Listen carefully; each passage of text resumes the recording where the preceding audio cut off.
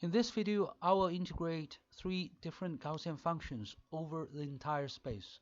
First, I will integrate e to the power of negative q squared from negative infinity to positive infinity.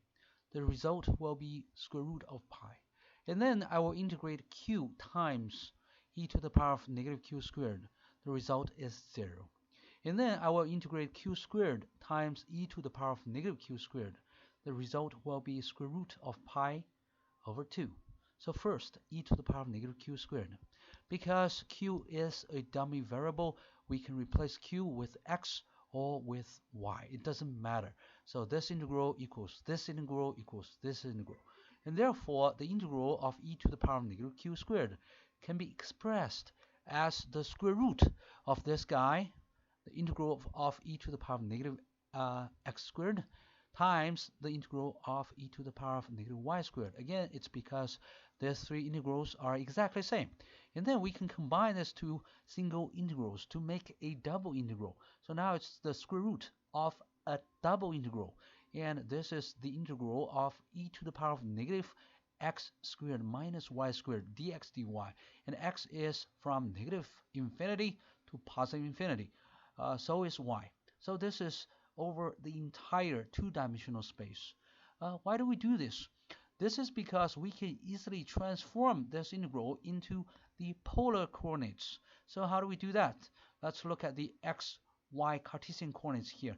And then let's look at the r theta polar coordinates. So r is simply x squared plus y squared, and then you take the square root of it. And what is theta? Theta is the angle between r and x. So therefore, this x equals r times cosine theta, y equals r times sine theta, and r squared equals x squared plus y squared. And also, if we look at the polar coordinates, we can extend this r by dr. So this is the exact differential of r. And then also we can rotate this vector of r by a angle of d theta, an infinitesimal amount of the angle. And then if you look at this shaded area, we can compute this area to be dr times r times d theta. As long as dr and d theta are infinitesimal, this is approximately a box. And then if we integrate this whatever function in the polar coordinates over r from 0 to infinity and theta from 0 to 2 pi, we will be able to integrate that function over the entire space as well. Therefore, we can easily replace this minus x squared minus y squared with minus r squared because of this equation here.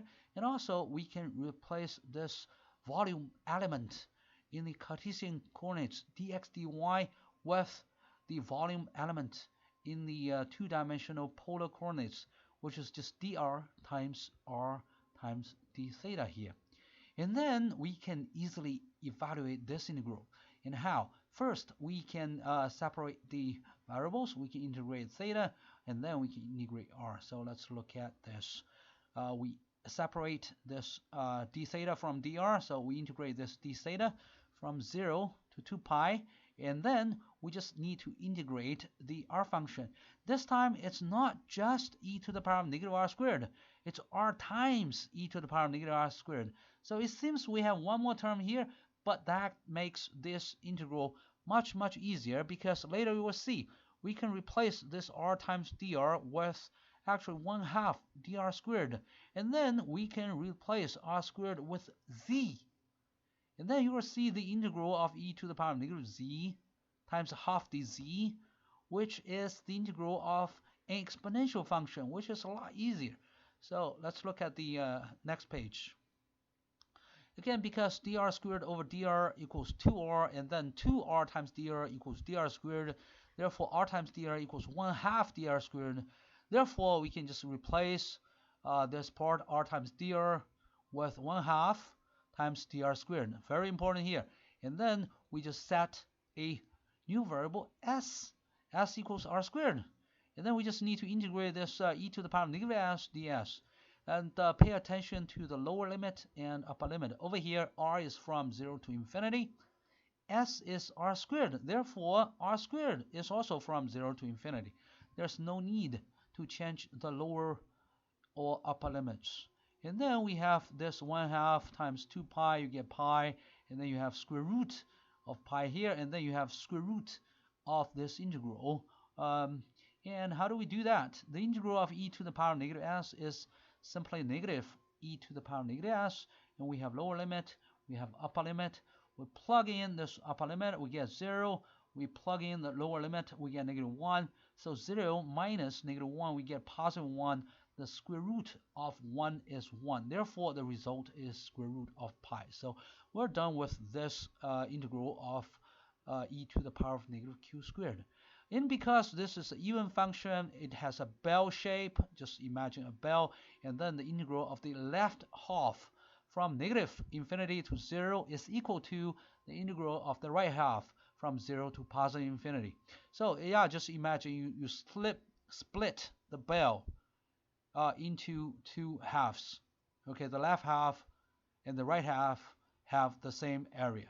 So therefore, these two are equal, and the result is 1/2 of square root of pi. So now if we look at this function, q times e to the power of -q squared. So pay attention here. This is an odd function. This is an odd function. So really, if you just imagine this function, the left-hand side, the left half of this function has a negative integral value. Okay, so from -infinity to 0, you have negative integral value. From 0 to +infinity, you have positive integral value. And the magnitudes of the left integral and the right integral are exactly the same, but with opposite signs. So we can immediately see the result should be 0, but also we can mathematically derive this. How do we do that? Very simple. Again, q times dq is 1/2 times dq squared. And then we set variable z equals q squared, and we have to just integrate this 1/2 of the integral of e to the power of -z. And pay attention, z equals q squared. So if the lower limit of q is -infinity, the lower limit for z, which is q squared, which is -infinity squared, becomes +infinity. So look at this. The lower limit and the upper limit are both +infinity. And then what's the integral of this? It's -e to the power of -z. Basically, you have just 0 minus 0. In the end, you get 0. This one is a little tricky. Q squared times e to the power of -q squared is a little tricky here. We need to use a trick. We need to first take the first derivative of this function, q times e to the power of -q squared. So let's do this. We first use the product rule. The first derivative of q is just 1, so it's just 1 times this Gaussian function. And then plus q times -2q. Okay, we're going to use this chain rule. The first derivative of this guy is -2q. So you have -2q squared in total times the Gaussian function. All right, so why do we do this? Now, both sides multiply by dq. So we have this exact differential of q times e to the power of -q squared equals e to the power of -q squared dq minus 2 times q squared e to the power of -q squared dq. Why are we doing this? We can easily integrate this. We can integrate. We did this before. The result of this is actually square root of pi, and then we can obtain the integral of this. So let's do this. So first we reorganize the equation. We move this q squared times e to the power of -q squared dq on to the left hand side. On the right hand side, we have just 1/2 of this Gaussian function times dq, and then minus 1/2 times the exact differential of q times e to the power of -q squared. And then we integrate both sides from -infinity to +infinity. This is our target integral. So let's look at the right hand side, this part. This part is obviously square root of pi over 2. We got the result somewhere here before. Again, the integral of e to the power of -q squared from -infinity to +infinity is square root of pi over here. So how about the second term here? The second term, we just, if you see an integral of an exact differential of a function, the result is just that function itself. So you just copy that function here, and we integrate this from negative infinity to positive infinity because this e to the power of negative q squared decays much faster than the increase of q. So if you plug in positive infinity or negative infinity here, you get a 0. No matter it's positive or negative infinity, this part is going to be 0. You're going to see just a 0 minus 0 here. So the result is simply the square root of pi over 2 for this integral. Again, q squared times e to the power of negative q squared has a integral value of square root of pi over 2 if q is from negative infinity to positive infinity.